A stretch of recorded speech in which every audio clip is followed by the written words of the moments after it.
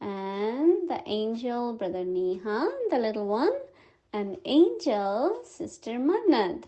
And exciting thing is that they are from all the way Belize. Belize is the island in Caribbean, and we are so happy to have you with us in Avyakti Parivar, and also to your mother. So welcome, welcome, and welcome. We are very excited to hear from you. Welcome. Om Shanti. Om Shanti. Om Shanti. Om Shanti. What is the name again? Sorry.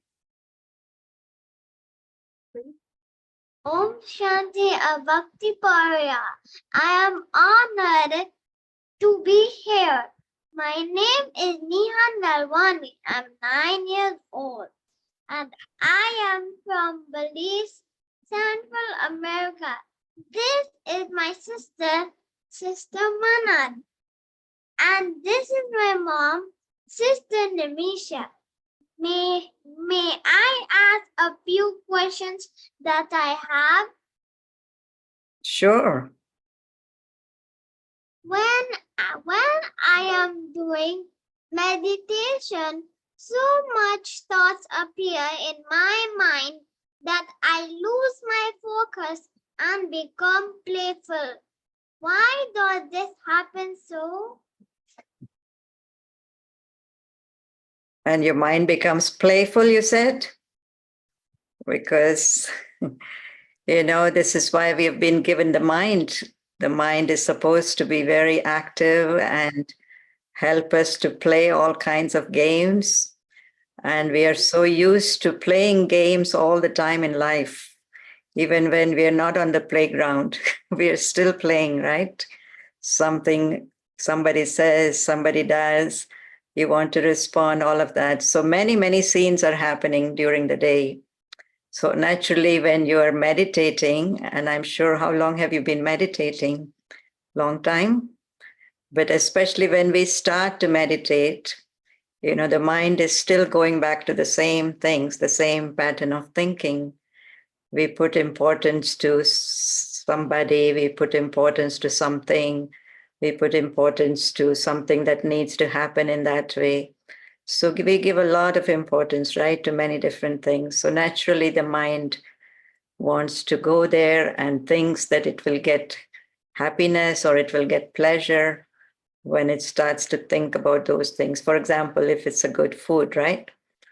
And you will start thinking about it. Oh, what is it for dinner today? What mom cooked for dinner today? And you can go, from 1 minute thinking in meditation, thinking about Baba, to all the way to the kitchen, what's for dinner. So it's a natural habit of the mind. So not to get upset, but what do? Do you know how they do the horse riding? When a horse, when you ride a horse, have you ridden a horse? Have you seen somebody ride a horse? They actually have to hold the reins of the horse in their hand. And then they have to direct that horse, right? This way, that way, this way. So mind will listen to you, actually. If you are sure where you want to go and what you want to think about and where you want to get your happiness from, you can talk to your mind. And talk to it gently, though. You don't have to get angry on it, get upset with it, but talk to your mind like your mom talks to you with a lot of love. Same way you talk to your mind also with a lot of love. Okay, we'll go there a little bit later. Right now, I want to think about my Baba. Right? And then the mind also will listen. Right? It's just following old pattern, old habit. So it takes a little bit time to train. But remember, you are the master. You are the one riding the horse. The mind is the horse, and you're the one sitting on the horse and riding that horse. I, the soul, am riding that horse. So I have the power to train my mind, right? But do it gently. Do it very gently. Yes. Okay. Yes. Good. How truthful to my mom. This happens when I distract myself from studies and I often become playful and mischievous. So how can you be, what did you say the first word? How can I be truthful to my mom? Truthful to your mom. What does your mom want you to do? She wants you to concentrate on your study, huh?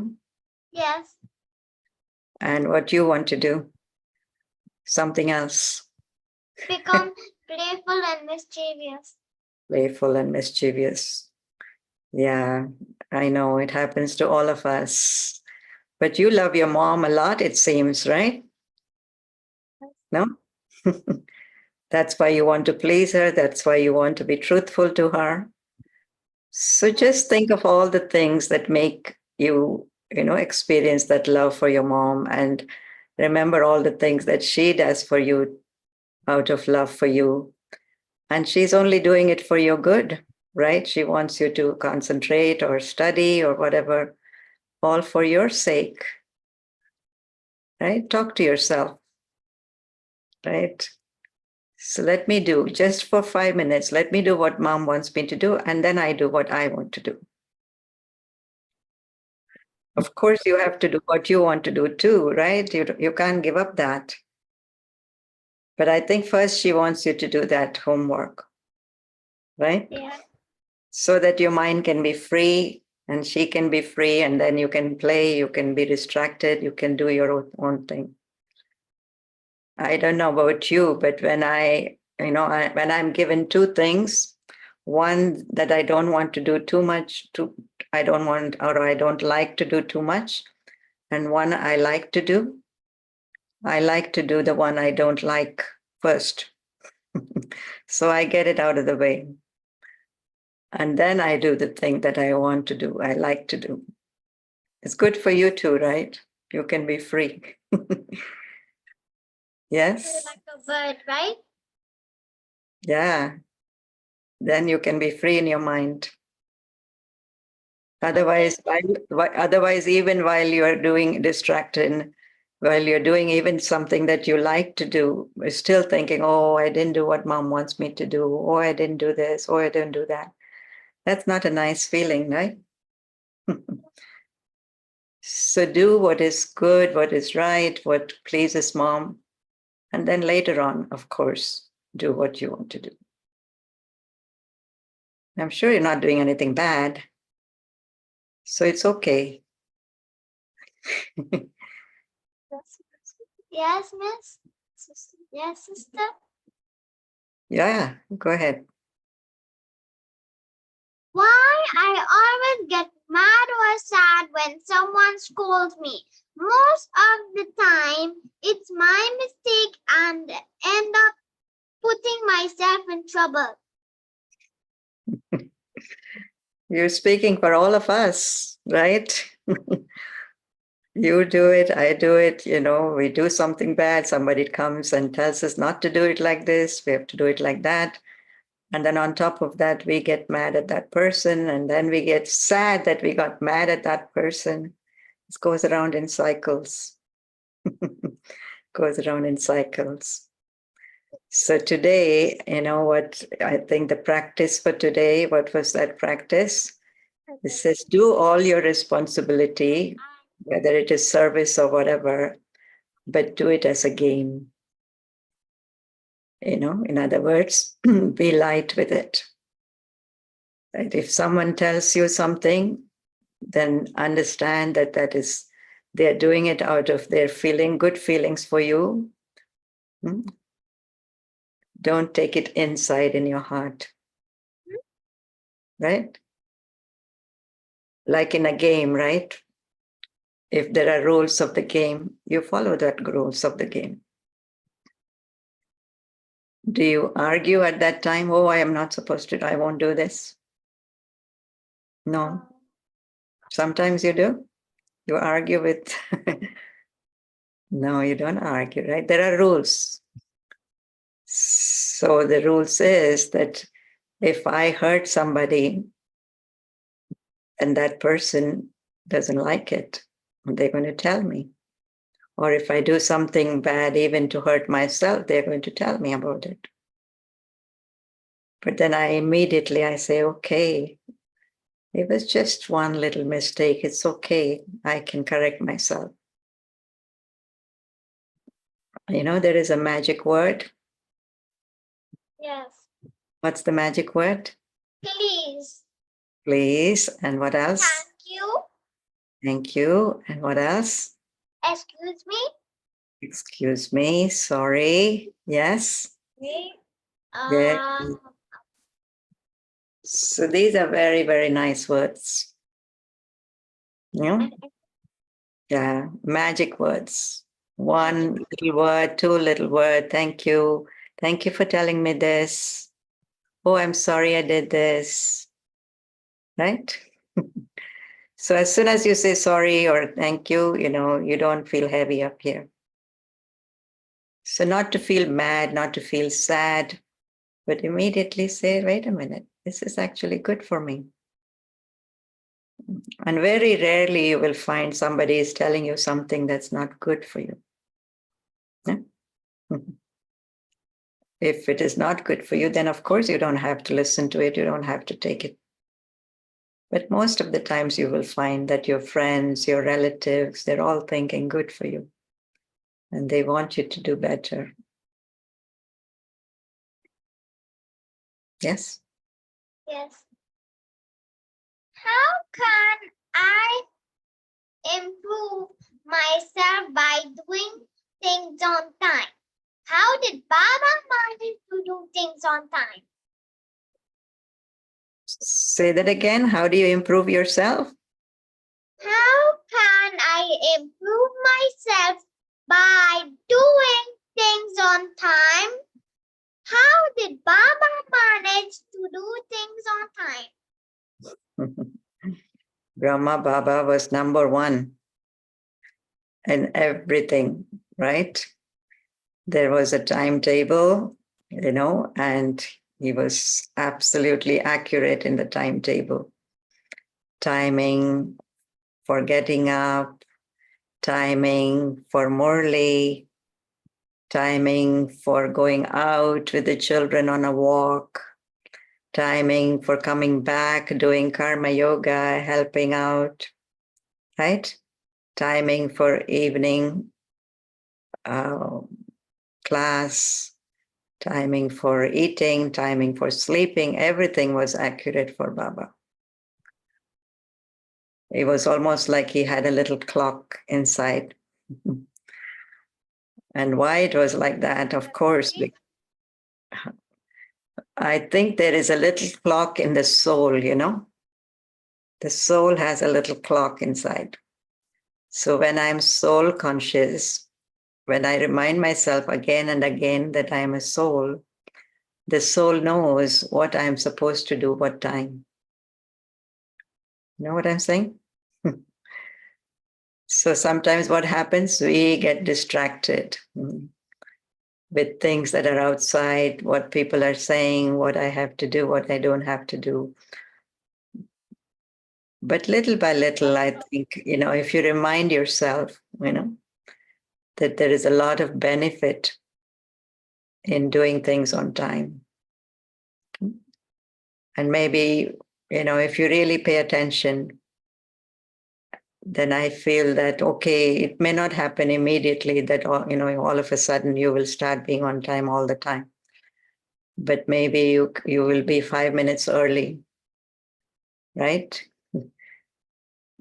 If you were late for bus or something and you tell yourself, no, tomorrow I don't want to be late for bus. So maybe you can be at least 5 minutes early or 2 minutes early, 3 minutes early, right? And then again, if you keep continuing to do that with yourself, you will find that you actually know you're not late at all then. You're on time. After a few days, you've caught yourself. Yeah. So it's just keep at it, you know. Anything that you keep at, you know, without giving up and talking to yourself that, yes, I'll make it will happen. And there's a lot of benefit.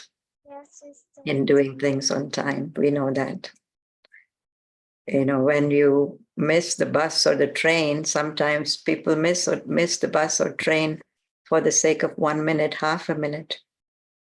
Have you noticed that? Sometimes you run for the train, and just for the sake of few seconds even, the train door has closed. Has it happened to you? Yeah. I never gone on a train to school. Never, ever. What about a bus? What about a Yeah, but on trip sometime I went on a trip, on a children day trip, and I gone early to reach the bus, and I was 1 minute late. Or 1 minute almost, and I wanted to reach the bus. So lots of things in life. Glad I reached the bus in In instead I time, got left. you see? And then after that, you feel so bad. If it was just, okay, if it was 5 minutes late, then you don't feel so bad. But if you're late by 1 minute or half a minute or a few seconds, you feel so bad, right? Yeah, because my teacher was waiting for more of us to come, and then my teacher was standing and waiting. And after that, we left. Okay. Does your sister have any questions?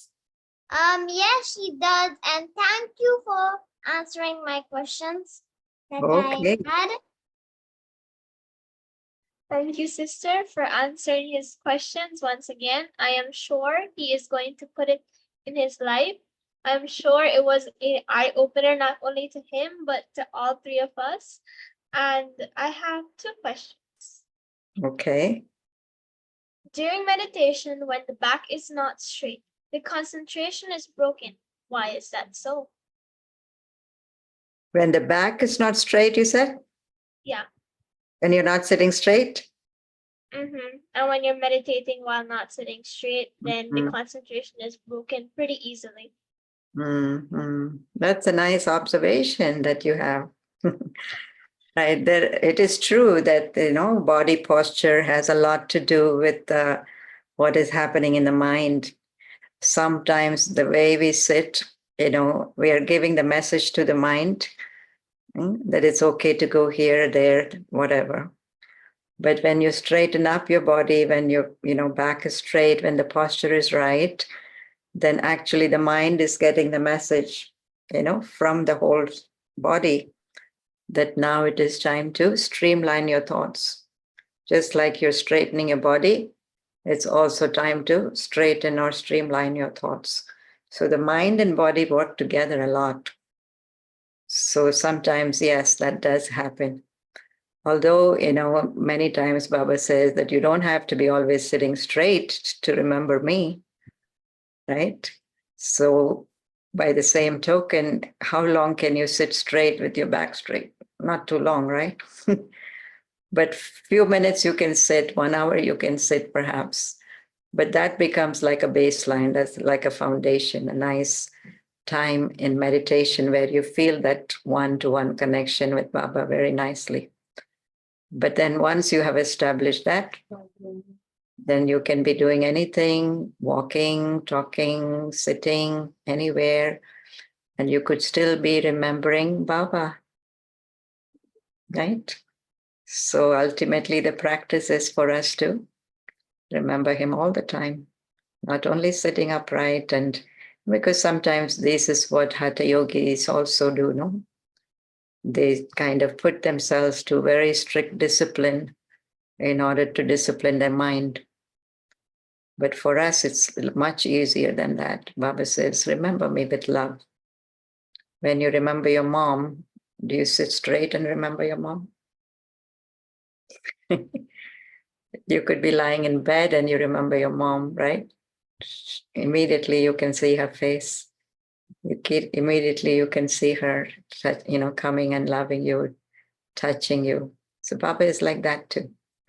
So yes, sometimes it is good to have that posture, but also at other times, remember Baba with a lot of love and naturally. Okay. When feeling strong emotions, the thought process is very unclear. What to do to instantly relax, especially in public when meditation isn't possible? Very good. So you go through a lot of anger, frustration, right? Immediately you don't know what to do with it. What I do is, and I found it very helpful, is take a few deep breaths. You know how you take deep breaths? Especially breathing in and breathing out also. Not only breathing in, but also breathing out. When you breathe out, you're actually breathing out your negative emotions. And that you can do anywhere, no? Just take a couple of minutes, go away on the side. Just close your eyes. Take in a deep breath. Remember you're a being of peace, peaceful soul. And whatever emotions you have accumulated here, when you're breathing out, say, I don't want it, breathe out. About 5, 6 times, even if you do it. It really relaxes your body, gives you time to clarify your thoughts. Then you can think, why did I get angry? You know, this is not worth getting angry. But in the moment, you have to do something like this to actually bring you back to that place of calm. Yeah. Have you tried it? Sometimes. Yeah. Consciously try it. You know, it's very, very useful. Thank you. I will put this into my daily life and I will take keen notes on what are the reactions of this so that not only am I improving myself, but I could help others as well. Thank you, sister, for answering my questions. Thank you all. Mom, you're okay? I'm good. I'm good. Om Shanti. Om Shanti. You're lucky. You have 2 lovely children. I'm blessed. Yes, 2 angels. Real I'm angels. blessed. Beautiful. Good I luck. was scrolling down a message today, and they say, what is the biggest and most precious gift one gets? So a lot of gifts came to the mind. Then it came that the most precious and the best gift somebody gives you is the time that I've got from you. I'm It is. blessed, and it's my privilege to be at this moment here, a part of you, to be a part of the Avyakti Parivar, though digitally, but I'm blessed and happy. Thank you, so Avyakti much. Parivar. It is so true because time is the most precious and most unavailable these days. Most people have everything else, but not time. So thank you, Avyakti Parivar, for putting us together and having this beautiful chit chat. Thank you. Thank you all. Om Shanti. I do have a question. You do have a question. Okay, Yes. go ahead.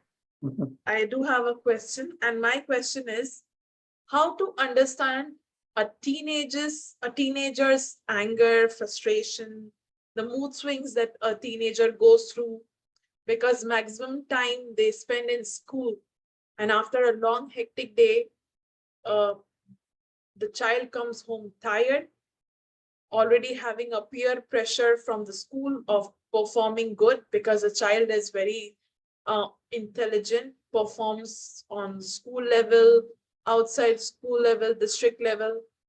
So sometimes the child doesn't say, Mom, I'm going through this. So how to read their mind, how to understand their actions, their mood swings. It only happens sometimes. And the child loves the mom, respects the mom.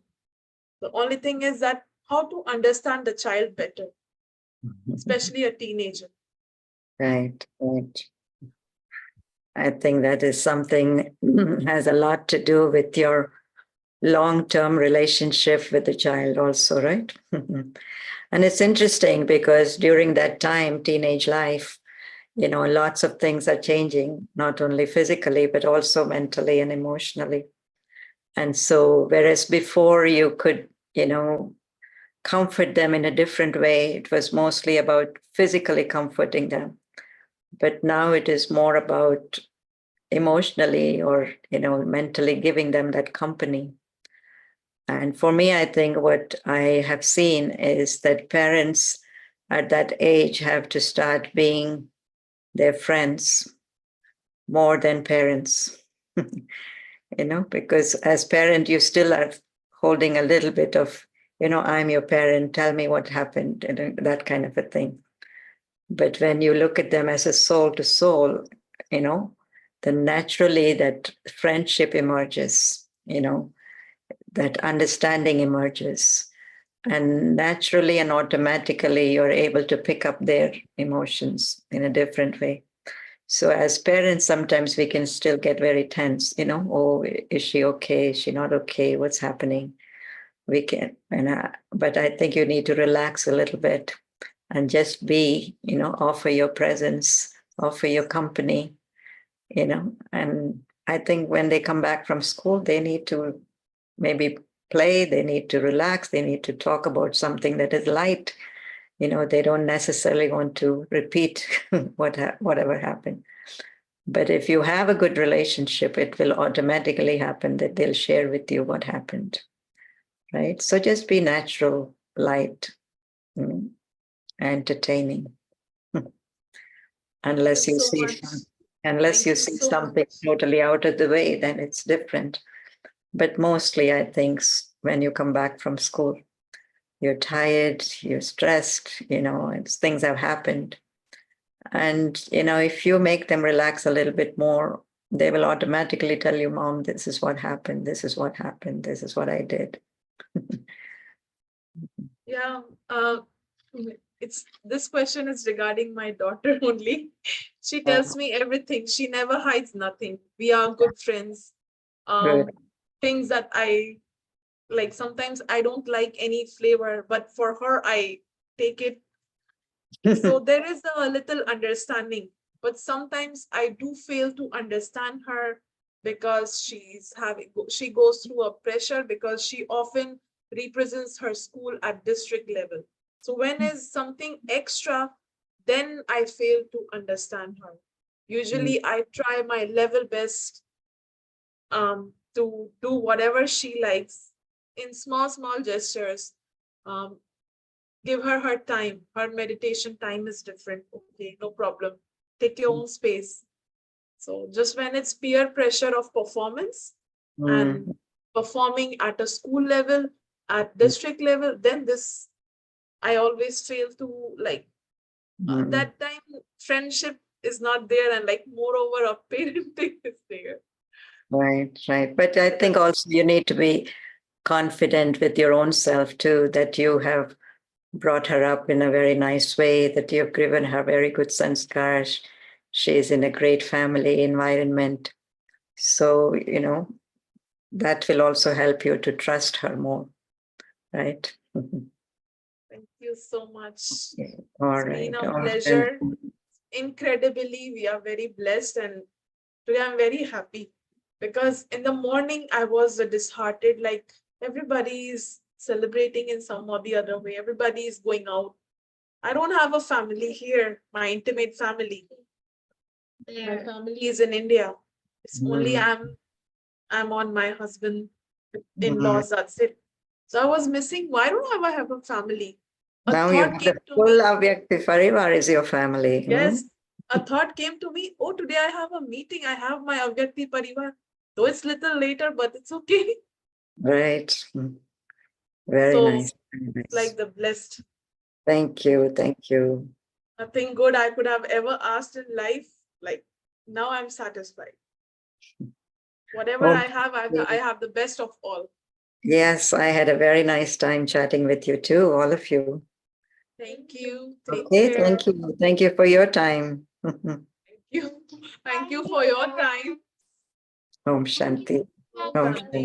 Om Shanti. Om Shanti. Thank you so much, little one, Nihhan, Angel, and Angel Mannat. Thank you for coming to Avyakti Parivar and sharing with us, and also to your mother and Kala Didi. Thank you for sharing with all of us, coming to Avyakti Parivar and having wonderful chit chat with us.